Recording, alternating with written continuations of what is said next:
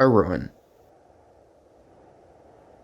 A ruin is a destroyed or decayed building, town, etc.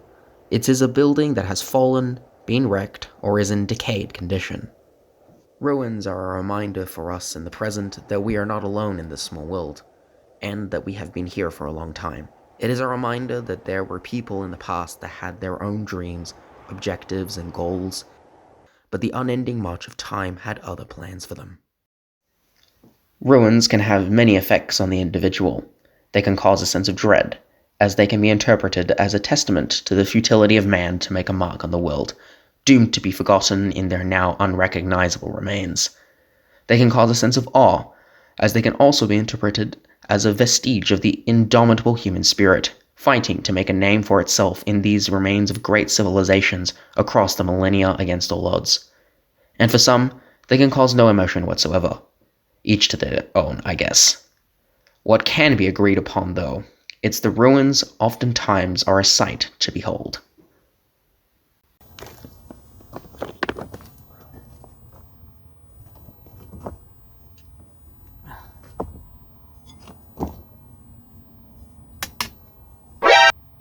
Greetings. If you are a new viewer of this channel, then hi. But if you've been watching me for a while, or not really a while, I guess, you know, you've been watching my videos for a bit, you know this is a different format than what I usually do. It's either shit posting or simply like actually making documentaries that last like at least 5 to 10 minutes. This is a bit of a different video. I think it's just more because I felt like it. I wanted to make this for my 1,000 subscribers, like when I hit that, but you know what, I got impatient, so I'm doing this now. Ruins is something that definitely is fascinating to me, and I've had the privilege of living essentially right under one. This ruin here is very poorly known and very poorly researched. It took me forever to actually find anything. But this is on a hill. This is a hill fort, and I live essentially at the bottom of the hill. So this is like a 30-minute trek up the hill to get here, and there's no road up, so this took forever. But you know what? I finally had the time, and now actually I can actually kind of see it again, so it's cool. I've only been here around twice. So essentially what this video is, already one, you've noticed at this point, this is unscripted. I've done as much research as I could on this area, and so essentially I'm just going to be digesting and ingesting all of this, basically regurgitating most of what I've found. And it's the first part of the video is essentially going to be a general history about this area, or at least the oppidum itself, or this ruin, and the history that surrounds it that essentially influenced the construction of this, or at least its destruction. And the second part of the video is going to be looking into just kind of exploring the area, because it's actually quite big. Even though only really the ramparts are left, we're just going to kind of look around, because it's actually kind of nice. So yeah, if you like this kind of format, I hope you enjoy, and yeah, let us begin. So to begin with, what is an oppidum? An oppidum is, to be in a very simplified term, is a fortified settlement that's on a hill. It's, in all honesty, is more just like an umbrella term that the Romans used over time. In Latin, oppidum literally just means fortified settlement. Caesar called literally anything he saw with the walls just an oppidum. So we have in France, or in most of Europe, there are oppidums everywhere. But the thing is you have oppidums of all shapes and sizes. So for example, this oppidum that we see here is a few hundred meters, a few hundred cubic meters wide. But for example, there's another oppidum that's a few kilometers away from here, called the Oppidum d'Agache, that's in a nearby town, that is at least half the size and doesn't even have stone walls, or at least it's like a very small ruin. But it's also considered an oppidum, and it's on a hill. So yeah. So another like thing about oppidums is that they're not Roman. Oftentimes, oppidums are fortified settlements that are captured by the Romans, but originally belonged to native tribes, be it Greek, Celtic, Celtiberian, Egyptian, etc. So the oppidums can come in all shapes and sizes, and can really be they can look like anything and everything. So every oppidum you find, honestly, or oftentimes, is quite unique. So that just makes this one you see here kind of like that much a little bit special. So to give a very brief history of this oppidum, or in generally the history like around this area, is it pretty much starts in the 5th century BC. At this point, there is something that just happened in like the Mediterranean, which is the Greek colonization of the Mediterranean. It started in 700 BC, kind of, and went on for a 200-year period. So there would you have Greeks that would basically go anywhere and everywhere around the Mediterranean. Herodotus himself had used the metaphor that essentially the Greeks were kind of like frogs that went on all around the pond on different little lily pads. The lake being the Mediterranean, and the lily pads being the small little colonies that you'll find everywhere and anywhere. So these colonies would be everywhere from Spain to even Egypt, like in Cyrene, all around Anatolia, and in this case, France. Our story begins in the 5th century, where essentially we start with the founding of Massalia by Phocian and Rhodian colonists. There's a whole legend around it. I will get into it in a future video, but it's actually quite interesting and in depth. But for now, we just have to get through that. Massalia took around a few centuries before it would become a really powerful city-state until the 4th century, and at this point, Massalia was an extremely powerful like city, or at least like as a power, like a city-state itself, mainly because it would trade. It had trade partners all over the Mediterranean, and it would basically give a lot of very unique Celtic goods, like Celts, and it would make its own wine, but like a very specific kind of wine with olives, blah blah blah. This wine was so famous that actually there was an expression in the Greek world, or like the Hellenic one, that essentially called them effeminate. Greeks do be like that. It's hilarious. Greeks calling each other effeminate is like the funniest shit I've ever seen. Anyway, the Massalians were an extremely powerful city-state by this, like its zenith was in the 4th century, but a big difference to say is that they were extremely powerful economically, but not martially. They were very good with trade, and that made them unfathomably rich, but that didn't make them good at combat. This is why like they essentially had their ass handed to them so many times in history. Basically, to come back to this fort, in the 4th century, there was a massive offensive of the Massalians to basically go deep into Gaul, or at least the Gaelic territories. And so they would basically build fortified settlements all over this part. So for example, this oppidum would finally be built at this period. It was with wood instead of stone, but it was still like they built something here and further down. This invasion went terribly after. It was like a lightning campaign, but then when the Celts got their shit back together, they essentially just railed them. They just got destroyed in a few months. So a lot of these fortified settlements that you see here were occupied by the Celts for the next 200 years. In this case, this oppidum would be occupied by a tribe called the Allobroges. The Allobroges and the Galatians and the Ligurians These are the three Celtic tribes that were like the main enemies of Massalia for most of its history. Um, this would all come to a head 2 centuries later, in 123 BC, where a massive confederation or like a expedition by the Arverni and the Allobroges would come in to try and destroy or at least sack Massalia. Now, in their desperation, the Massalians called for help, um, and the people that would answer this help were like the worst possible people: Rome. I will sodomize you and face fuck you, cocksucker Aurelius and bottom bitch Furious. Massalia and Rome have a very good relationship in like at this point, mainly because the Massalians already helped Rome in their efforts in the Second Punic War against Hannibal, and they were basically seen.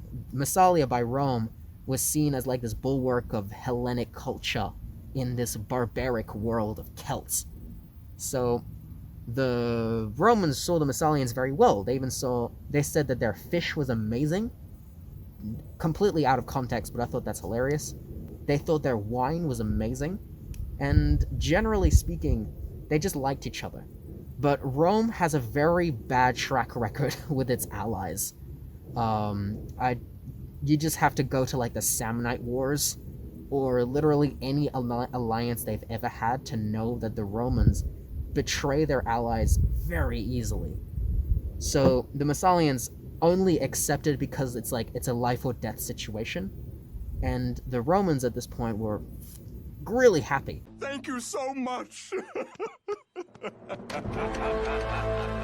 Thank you for being so dumb. So in 123 BC, Quintus Fabius Maximus essentially would annihilate the Allobroges. So they would be completely routed, and so they would essentially occupy this territory.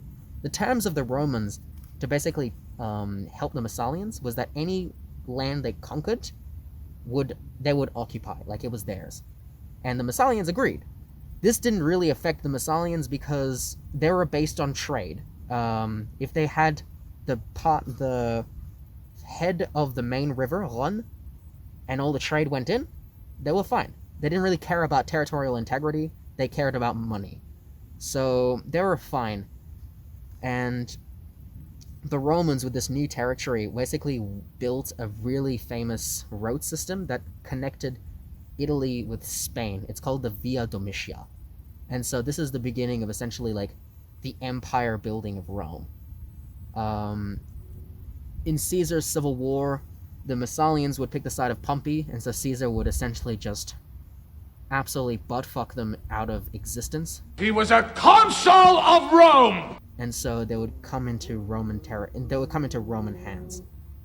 Under Rome, this region became like very rich, but in the case of this oppidum, it would kind of come into disarray.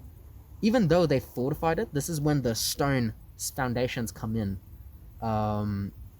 They essentially refortified most of the hill forts that were around here, but there wasn't much to defend at this point. The Gauls were conquered by Caesar. The Germans weren't going to get here anytime soon, and the only reason these forts existed was essentially to keep food and like military gear in case of crisis, like in the 3rd century crisis, for example.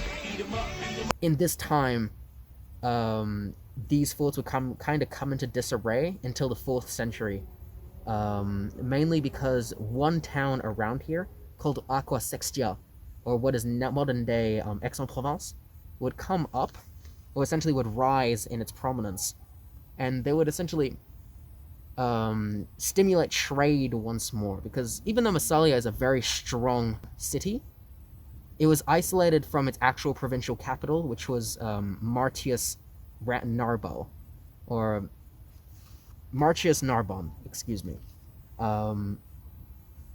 So the fact that it was so far away meant most of the hill forts that are around here weren't really needed, or they weren't stimulated. So it was thanks to Aqua Sextia that these forts kind of came back to life, essentially. So this hurts my soul because nobody likes people from X, and I'm complimenting them now. This is This is awkward. Either way, the thing is, this stimulation by aquasextia in the region was short-lived, because in the 5th century, at the end of the empire, the Visigoths came and they destroyed everything, and this hill fort was not spared. When the Visigoths occupied this area, they essentially razed most of these forts so that the Romans could not resist. And so this hill fort, so the Oppidum du Tonneau, was essentially just razed from the ground and never came back up.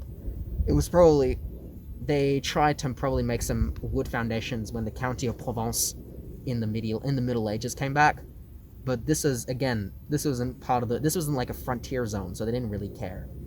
So since around 1500 years ago, these ramparts have laid vacant, and just kind of there. And so since then, this area has just kind of existed. There's like paths around here. So yeah. So congratulations! You did it, dear viewer! You've made it this far! You've gone through my complete ramblings of history. And now we can kind of get to the fun part, which is actually discovering, or at least uncovering, or exploring this zone. I've sat here for long enough. I've gone through 3 takes, and each less rambly than the last. Probably gonna make a few more. At this point, it is now time to kind of check this place out, shall we? So let's go.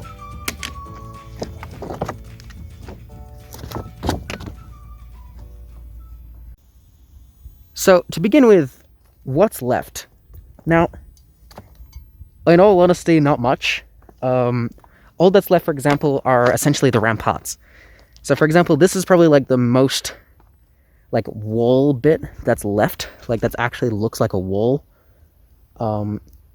This is it's not a lot. Most of it has essentially fallen down since then. So since for around 1500 years, nothing has really done it anymore. No one has attempted to refortify this. So this is some genuine Roman architecture that has not been touched. That's, to me, kind of exceptional, just because of the fact that most settlements, or most big Roman ruins that we have now, in Rome or in Arles or Aix, have essentially been reused over time because, they could still use it. Because, 1500 years is a lot. A lot of people have done shit since then. So a lot of it has kind of been reused, rebuilt into medieval, early high late medieval, then early modern period, and even in the last 200 years we've destroyed a lot. So, and we had to rebuild all this. So, but the fact that nobody really cares about this kind of thing, this settlement here, that means that nobody changed it. So this is kind of just how the Romans built things.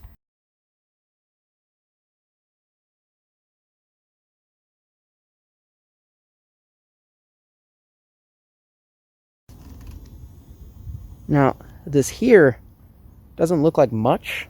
You can see some grass down here. The thing that's actually this basically why we're looking at the grass here is that this has been found to kind of be the beginning of the gatehouse. So we saw there was a big walls here, but here there's a big wall in between. Essentially, there are 2 openings. There's one that goes down here, essentially this area here that's entering. And if you go a little down,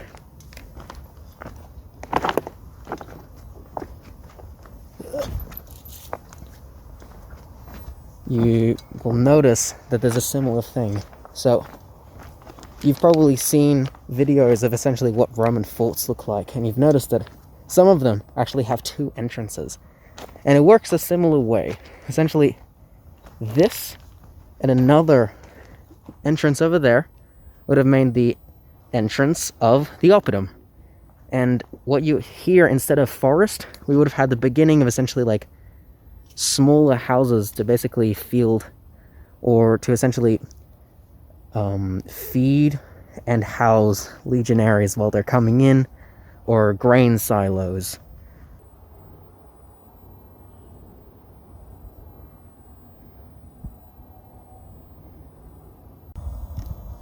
So where we are now, we're at what could be considered the west side of the wall. This is the end. The rest has probably basically fallen down. This is like a big gorge that goes down here. This is the end of the wall on this front. Where we were before was actually on the north side, so where the entrance is. But there's still, all that's left for now is the north, west, and east bit. The south bit of the wall has essentially just fallen down the hill, essentially, and you can still find a lot of those rock piles like down the hill, just kind of laying there. They're indistinguishable from any other rock, really, but you can tell they're almost indistinguishable. What you can notice, though, is the fact that actually they're still very square, or at least they've been carved. So a lot of rocks actually from this fort were used in my village as essentially building materials. So for example, there's like a little like mosquito catcher, or like mosquito well that's actually used to basically keep all the mosquitoes there and outside the house. That's from like the 1920s. And so they used a lot of actually the stone from this ruin to build that thing. So yeah, this fort has essentially been used for millennia, probably just as building materials as many Roman ruins in around here, like Arles, where its Colosseum, or more like its amphitheater, was actually used as a what could be essentially called like a living space, or essentially a quarry. So I guess that's everyone has a use for these kinds of things, be it for materials, living, or just to look cool, I guess, or just to as a sightseeing thing.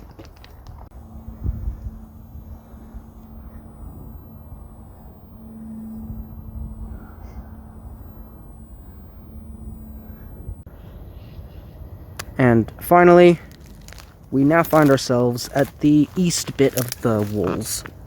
Now, this is on a hill. Wow, crazy. But in the sense of actually, this is the bit that's really like on a ledge. This bit is probably the bit that really, really suffered over time. Most of it has essentially just crumbled. It's all down there. It's one of those things where you just, I guess you can really see, yeah, how much has been lost over time. Like, this once was really like a big fort, but has essentially just died against the unending march of time.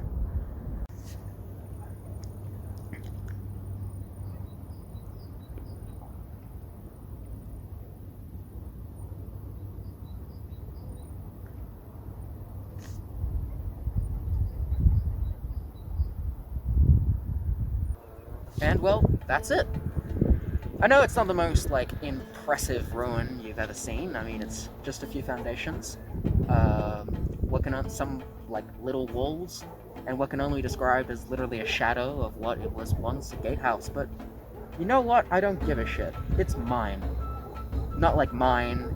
This is like public property, but like this ruin, or at least this area, holds a very special place in my heart, because I guess it's the fact that I live so close to it, and it's so small and it's so like obscure that means that very little people are going to really see it for what it is.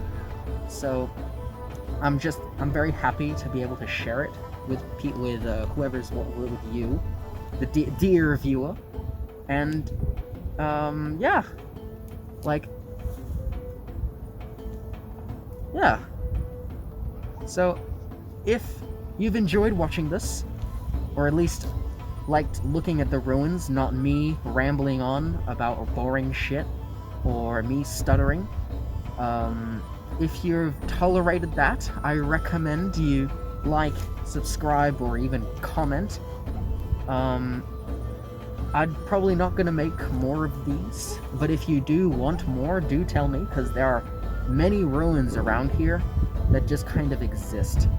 So if you want more things like this, do tell me. But other than that, the day is getting old, and, well, I gotta start wrapping things up myself. And yeah, so I hope you have a nice day, and enjoy.